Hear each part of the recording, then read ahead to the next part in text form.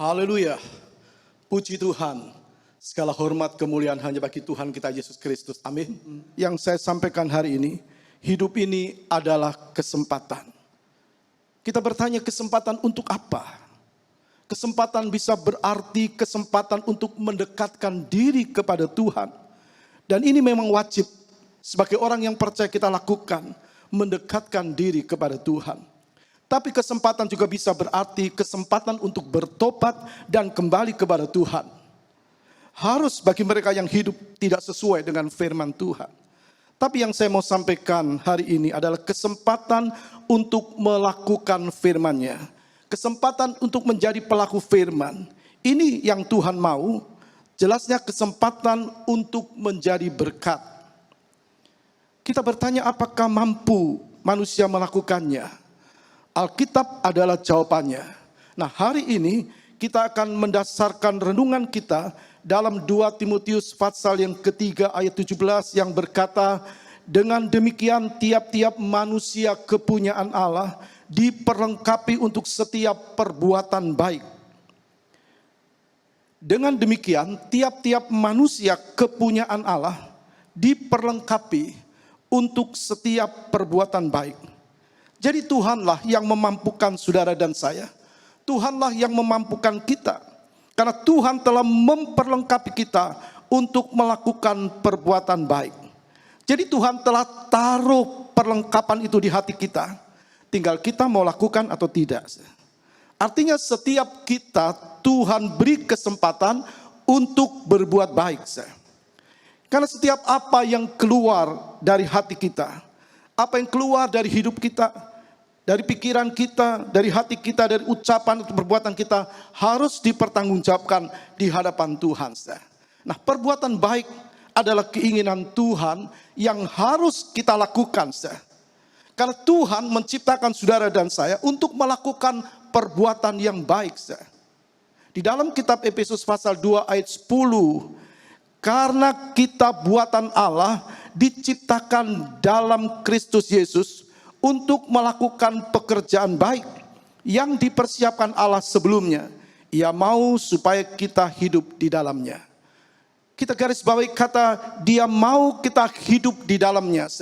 Sebagai anak Tuhan, orang Kristen, orang percaya, Tuhan telah memperlengkapi kita dengan perbuatan yang baik yang tidak mampu orang lakukan tanpa Tuhan memperlengkapi seseorang. Maka firman-Nya mengatakan kepada kita pada pagi hari ini, karena kita ini buatan Allah yang diciptakan dalam Kristus Yesus untuk melakukan pekerjaan baik yang dipersiapkan Allah sebelumnya. Ia mau supaya kita hidup di dalamnya. Ia mau supaya kita hidup di dalamnya. Nah, Alkitab mencatat orang-orang yang Tuhan pakai untuk melakukan perbuatan baik. Alkitab menjelaskan kepada kita ada orang-orang yang Tuhan mau, Tuhan pakai mereka untuk melakukan perbuatan baik. Yang pertama adalah Dorcas. Dalam Kisah Rasul 9 ayat 36 dikatakan, di Yope ada seorang murid perempuan bernama Tabita. Dalam bahasa Yunani Dorcas. Perempuan itu banyak sekali berbuat baik dan memberi sedekah. Di Yope ada seorang murid perempuan bernama Tabita. Dalam bahasa Yunani Dorcas. Perempuan itu banyak sekali berbuat baik dan memberi sedekah.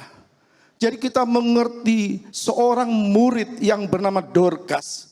Dia melakukan perbuatan yang baik. Dia banyak memberi sedekah. Jadi apa yang Dorcas lakukan?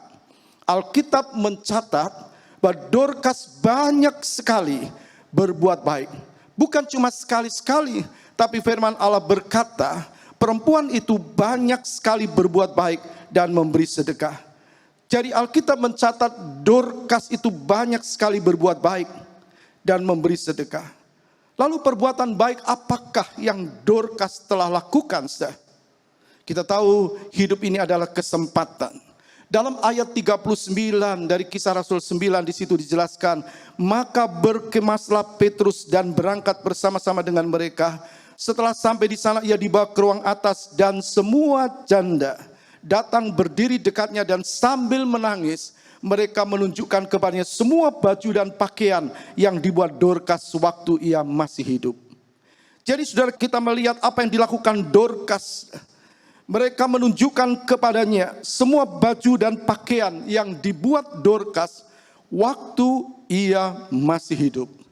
Jadi semasa hidupnya, waktu Tuhan beri kesempatan Dorcas hidup, dia banyak sekali berbuat baik. Jadi kesempatan yang Dorcas miliki, ia gunakan untuk berbuat baik. Bagaimana dengan kehidupan kita? Tuhan berikan kita kesempatan. Tuhan berikan kita kesempatan ada di dalam dunia untuk apa? Melakukan firman Tuhan. Salah satunya adalah perbuatan baik. Dorcas membuat baju dan pakaian. Dorcas mampu atau bisa membuat baju dan pakaian. Artinya ada nilai lebih yang dimiliki Dorcas yang tidak dimiliki orang lain pada waktu itu. Dan nilai lebih ini adalah dari Tuhan. Jadi mungkin ada di antara kita yang memiliki nilai lebih dibandingkan dengan apa yang dimiliki orang lain. Jadi semua adalah Tuhan. Tuhan memberikan, katakan memperlengkapi seseorang dengan perbuatan baik. Dan Dorcas punya nilai yang lebih.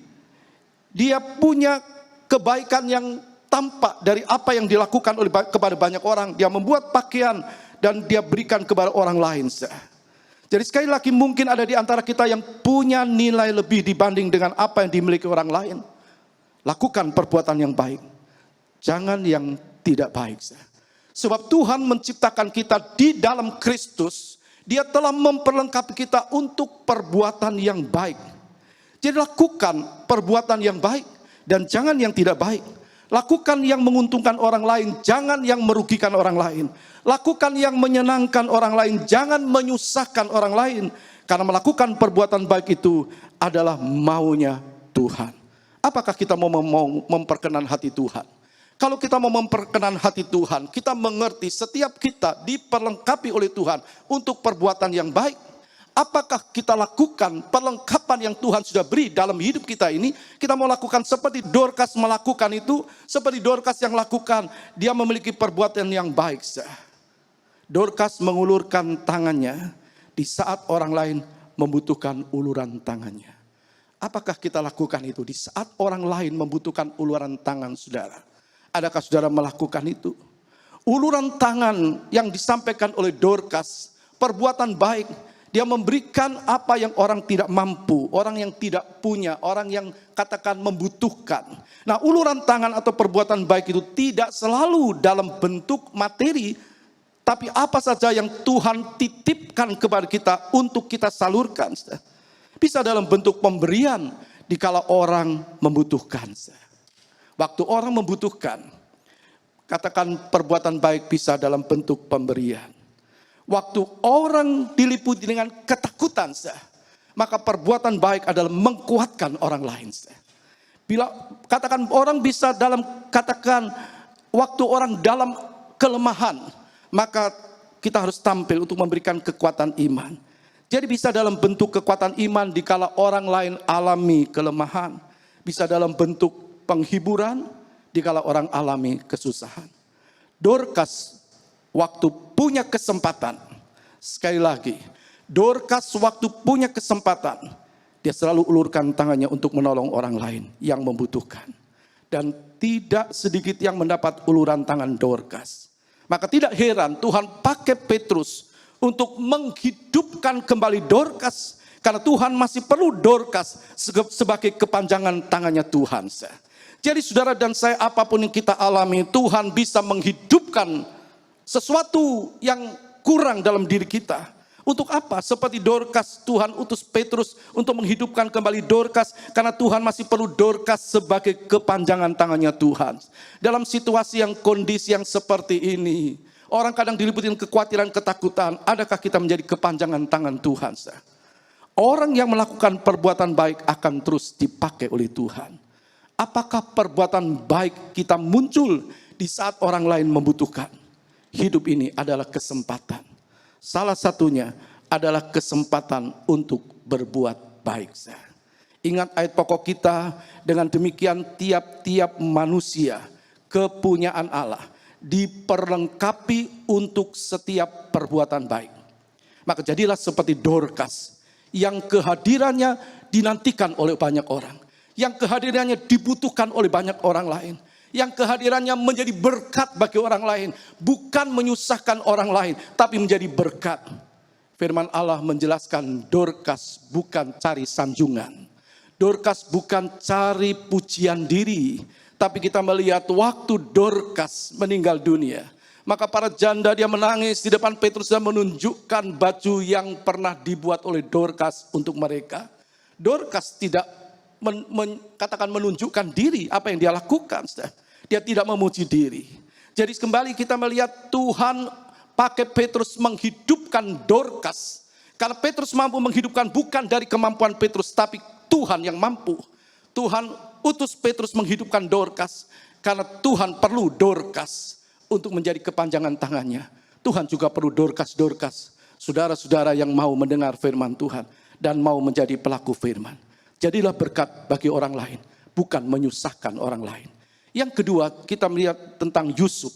Dalam Kejadian pasal 37, 39, pasal 40, Yusuf pernah dibenci saudara-saudaranya. Kita tahu Yusuf pernah dibenci oleh saudara-saudaranya. Yusuf juga pernah dimasukkan sumur oleh saudara-saudaranya. Kemudian Yusuf juga pernah dijual oleh saudara-saudaranya. Lalu kemudian Yusuf difitnah oleh istri Potifar. Kemudian kita bisa lihat Yusuf di penjara, dilupakan oleh juru minuman raja. Sudah, kita kembali kepada apa yang kita lihat pagi hari ini. Yusuf pernah dibenci saudara-saudaranya. Yusuf pernah dijual sebagai budak. Yusuf pernah difitnah. Dia pernah dilupakan. Tapi tetap yang muncul adalah kasih.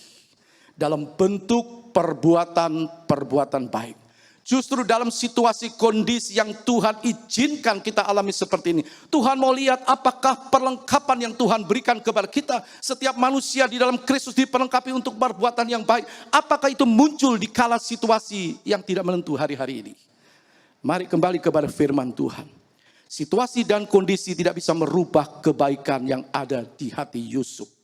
Situasi dan kondisi tidak bisa merubah kebaikan yang ada di hati Yusuf. Setiap orang pasti pernah alami situasi yang menyenangkan dan kadang situasi yang tidak menyenangkan. Apakah itu karena faktor alam atau manusia? Tapi menjadi pertanyaan kita, apakah yang muncul dalam diri kita waktu kita diperhadapkan dalam situasi kondisi yang seperti ini? Kembali kepada Yusuf, apa yang muncul waktu dia dibenci oleh saudara-saudaranya? Tetap kualitasnya adalah kualitas perbuatan baik. Dalam Kejadian 37 ayat 4b, ayat 15 dan 16, maka bencilah mereka kepadanya dan tidak mau menyapanya dengan ramah. Ketika Yusuf berjalan ke sana kemari di padang, bertemulah ia dengan seorang laki-laki yang bertanya kepadanya, "Apakah yang kau cari?" Sautnya, "Aku mencari saudara-saudaraku. Tolonglah katakan kepadaku, di mana mereka mengembalakan kambing domba." Jelas, Yusuf dibenci oleh saudara-saudaranya. Apakah saudara pernah alami seperti yang Yusuf alami? Tapi apakah yang muncul di hati saudara seperti yang muncul di hati Yusuf? Yusuf pergi kepada saudara-saudaranya. Saudara-saudaranya selalu menyakiti dia. Tapi Yusuf tetap mengasihi saudara-saudaranya. Karena dia tahu hidupnya ada di dalam tangan Tuhan. Hidupnya ada dalam rencana Tuhan. Kita juga tahu hidup kita ada di dalam tangan Tuhan. Hidup kita ada di dalam rencana Tuhan. Nah, waktu Yusuf dijual sebagai budak, dalam Kejadian 37 ayat 28 berkata, ketika ada saudagar-saudagar Midian lewat, Yusuf diangkat ke atas dari dalam sumur itu. Kemudian dijual kepada orang Ismail itu dengan harga 20 sikal perak. Lalu Yusuf dibawa mereka ke Mesir. Apa yang keluar dari dirinya? Dia pernah dibenci, dia pernah dimasukkan sumur, kemudian dia dijual dengan harga seorang budak. Tapi apa yang keluar dalam dirinya? Apakah dia membalas kejahatan saudaranya dengan kejahatan? Tidak. Alkitab menjelaskan dalam Kejadian pasal 45 ayat 4 dan 5 dikatakan, lalu kata Yusuf kepada saudara-saudaranya itu, "Akulah Yusuf saudaramu yang kamu jual ke Mesir." Kita bisa melihat yang pertama, Yusuf tetap mengatakan kepada mereka, "Akulah saudaramu." Yusuf tetap mengatakan kepada mereka, "Akulah saudaramu." Hatinya tidak berubah, hatinya penuh kasih. Itu yang membuat Yusuf berkata, "Akulah saudaramu." Orang bisa mengatakan seperti Yusuf katakan kalau hatinya ada kasih. Dan kasih itu bukan karena dirinya, kemampuan dirinya. Tapi Tuhan yang memberikan dia kemampuan. Dan dia mau diberi kemampuan oleh Tuhan. Kebencian yang dia alami, persoalan yang Yusuf hadapi, tidak membuat sifat dan karakternya berubah. Kasihnya tetap ada dan tampak melalui ucapannya. Jadi ucapan itu bisa didengar, ucapan itu bisa diketahui dari sikap seseorang. Apakah dia benar-benar memiliki kasih. Jangan sampai persoalan yang kita hadapi hari-hari ini membuat kasih kita kepada saudara-saudara seiman kita berubah. Jangan sampai muncul egoisme dalam diri kita. Tapi Tuhan mau ada kasih yang tampak, keluar dalam kehidupan kita. Karena Tuhan yang memperlengkapi kita untuk perbuatan baik. Jadi kita bisa melihat Yusuf tetap kasihnya tidak berubah.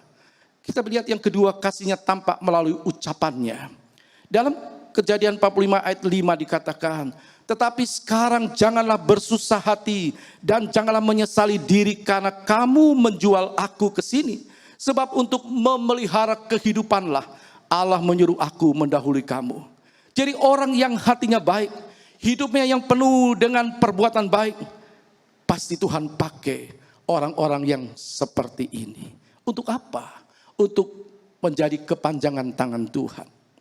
Yusuf dia berkata, tetapi sekarang jangan bersusah hati, jangan menyesali diri karena kamu menjual aku ke sini. Sebab untuk memelihara kehidupanlah Allah menyuruh aku mendahului kamu. Apa yang Yusuf alami, Yusuf tahu ada di dalam pengetahuan Tuhan. Dan kita bisa melihat apa yang Yusuf alami dibalik oleh Tuhan.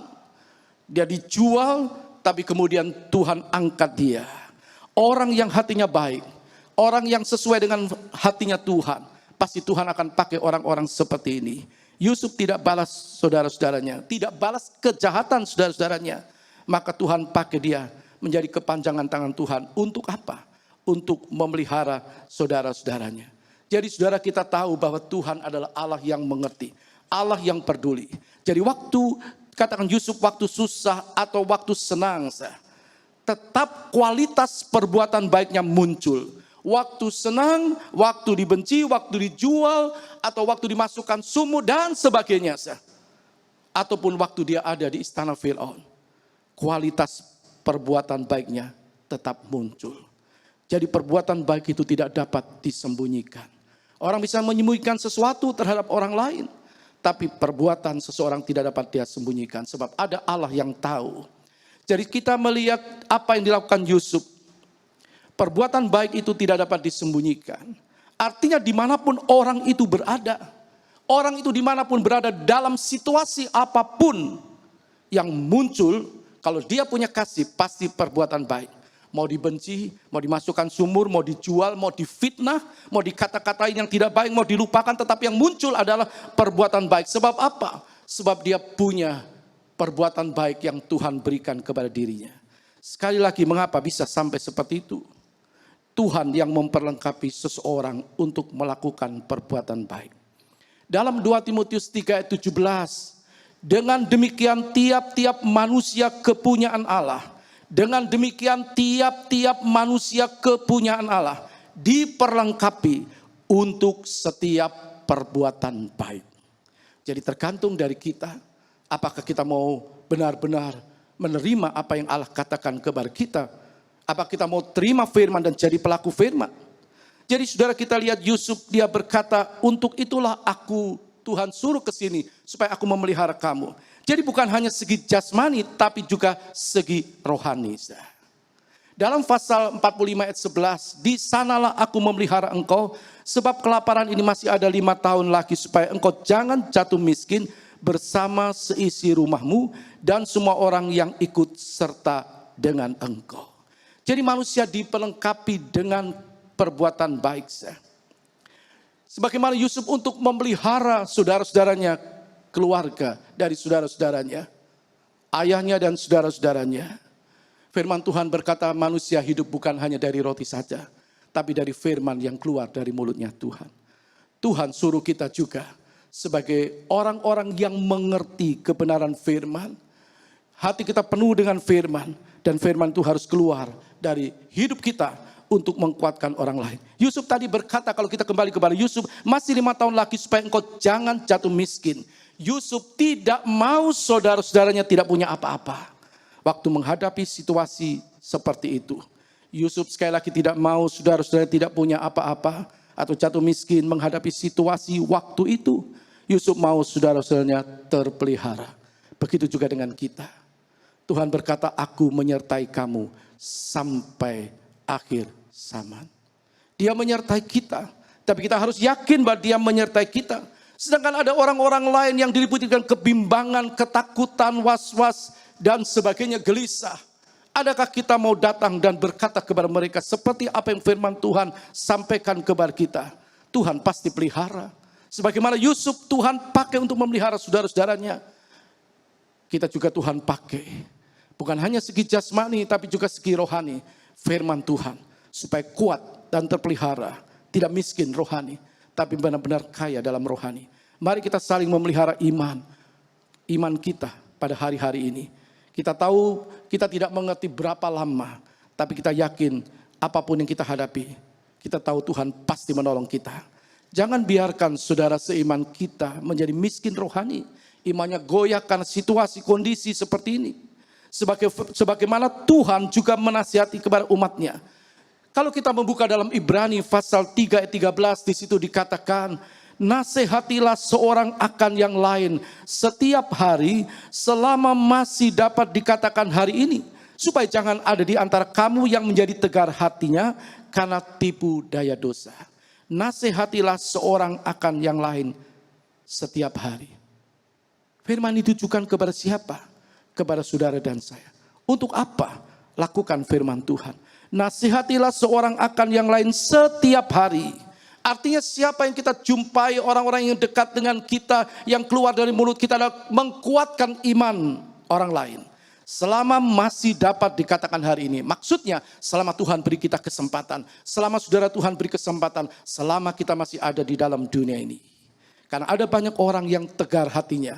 Karena situasi dan kondisi. Dan Tuhan tidak mau. Firman Tuhan jelas berkata, nasihatilah seorang akan yang lain setiap hari. Jadi tiap hari harus muncul perbuatan-perbuatan baik dalam hidup kita. Setiap hari harus ada perbuatan baik yang muncul dalam hidup kita. Yusuf, Dorcas. Kalau kita lihat yang ketiga adalah Ayub. Ayub pasal 29 ayat 24 dikatakan begini. Ayub 29 ayat 24. Aku tersenyum kepada mereka ketika mereka putus asa. Dan seri mukaku tidak dapat disuramkan mereka. Kita bisa menjumpai ada banyak orang yang mukanya muram. Orang yang putus asa. Orang yang gelisah. Diliputi dengan ketakutan dengan situasi kondisi seperti ini. Tapi kita bisa belajar dari firman Tuhan. Ayub berkata, aku tersenyum kepada mereka. Mengapa Ayub bisa tersenyum? Karena dia yakin hidupnya ada dalam tangan Tuhan. Ketika mereka putus asa, aku tersenyum kepada mereka. Seri mukaku tidak dapat disuramkan mereka. Siapa Ayub ini? Alkitab menjelaskan dalam pasal 1 ayat 1 dari kitab Ayub. Ada seorang laki-laki di tanah Uz bernama Ayub. Orang itu saleh, jujur, ia takut akan Allah dan menjauhi kejahatan. Jadi kita bisa melihat kehidupan Ayub yang bisa dilihat oleh orang lain, yang bisa dinikmati oleh orang lain. Itu kehidupan Ayub. Ada seorang laki-laki di tanah Uz bernama Ayub, orang itu saleh. Tidak heran Ayub melakukan perbuatan yang baik kepada mereka. Yang membutuhkan karena dia adalah seorang yang saleh.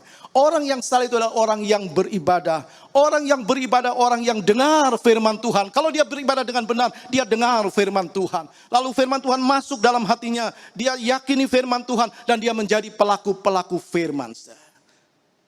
Orang yang benar-benar mau dengar firman Tuhan. Ayub seorang yang saleh, seorang yang beribadah. Orang yang suka beribadah tentu banyak mendengar firman dan diajar firman. Untuk menjadi pelaku firman dengan melakukan perbuatan baik. Bagaimana pribadi Ayub? Alkitab menjelaskan lebih lanjut dalam Ayub 29 ayat 14. Aku berpakaian kebenaran. Firman Tuhan berkata bahwa firman Tuhan itulah kebenaran. Jadi Ayub penuh dengan firman, dia yakin Allah menyertai dia. Jadi orang yang hidupnya diselimuti oleh firman, tidak heran yang keluar adalah pasti perbuatan yang baik. Dia tidak mau menyakiti orang lain. Dia mau orang lain dekat dengan Tuhan. Dalam Ayub ayat 15 di pasal yang ke-29 juga dikatakan bahwa Ayub menjadi mata bagi orang buta dan kaki bagi orang lumpuh. Ayub menjadi mata bagi orang buta dan kaki bagi orang lumpuh. Artinya orang yang tidak tahu kebenaran, dia tuntun.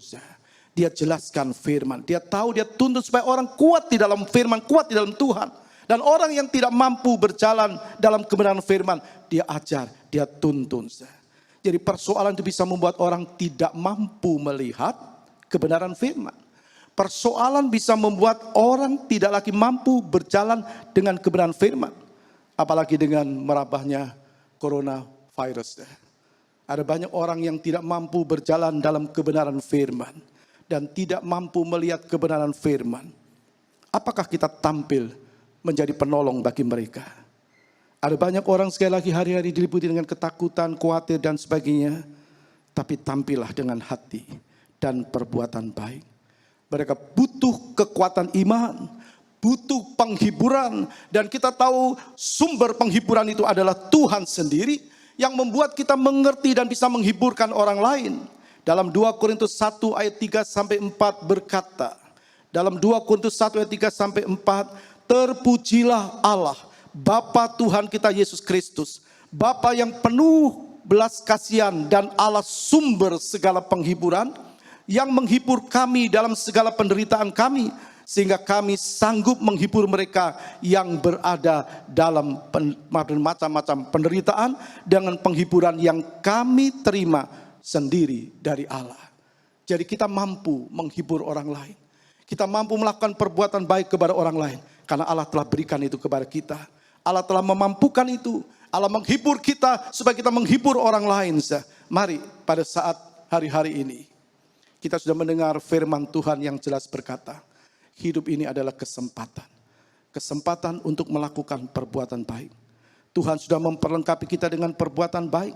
Dalam situasi sekarang ini mari kita hidup dan melakukannya sesuai dengan firman Tuhan. Tuhan memberkati kita semua. Amin.